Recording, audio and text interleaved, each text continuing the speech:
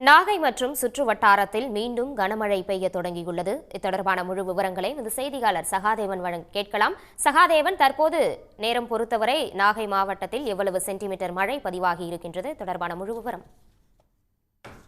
நாகப்பட்டினம் மாவட்டத்துல தொடர்ச்சியா நேத்து காலையில இருந்தே அந்த கனமழையானது விட்டு விட்டு பெய்து வருகிறது. குறிப்பா ரெட் அலர்ட் எச்சரிக்கையானது நேற்றைய தினம் நாகை மாவட்டத்திற்கு கொடுக்கப்பட்டிருந்தது. அதனைத் தொடர்ந்து நாகப்பட்டினத்தில் பல்வேறு பகுதிகளில் அந்த கனமழையுடைய வீரியம் அதிகரித்து கொண்டுதான் இருக்குன்னு சொல்லலாம்.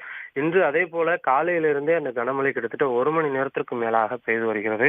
நாகப்பட்டினம் புதிய பேருந்து நிலையம் மற்றும் பப்ளிக் ஆபீஸ் சாலை உள்ளிட்ட பல்வேறு பகுதிகளில் சாலைகளிலேயே அந்த மழை நீரானது பெருக்கெடுத்து ஓடுவதை நம்மால் பார்க்க முடிகிறது. குறிப்பாக நாகப்பட்டினம் மாவட்டத்தில் கிட்டத்தட்ட நாகூர், பாப்பா கோவில், பறவை, வேளாங்கண்ணி, செருதூர் உள்ளிட்ட பல்வேறு பகுதிகளில் அந்த மழையினுடைய வீரியமானது அதிகரித்திருப்பதை நம்மால் பார்க்க முடிகிறது.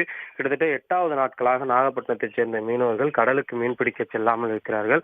அவர்களுடைய ஆயிரக்கணக்கான படகுகள் கடற்கரைகளில் பாதுகாப்பாக கட்டப்பட்டிருக்கிறது. நாகப்பட்டினத்தை பொறுத்தவரை கிட்டத்தட்ட 166 மில்லிமீட்டர் மழையானது தற்போது வரை பெய்திருக்கிறது. அதே போல வேதாரண்யத்திலும் அதிக மழையானது பொழிவு ஏற்பட்டிருப்பதால் மாவட்ட நிர்வாகத்தின் சார்பாக அந்த முன்னேற்பாடு பணிகள் என்பது தயார் நிலையில் இருப்பதாகவே சொல்லலாம்.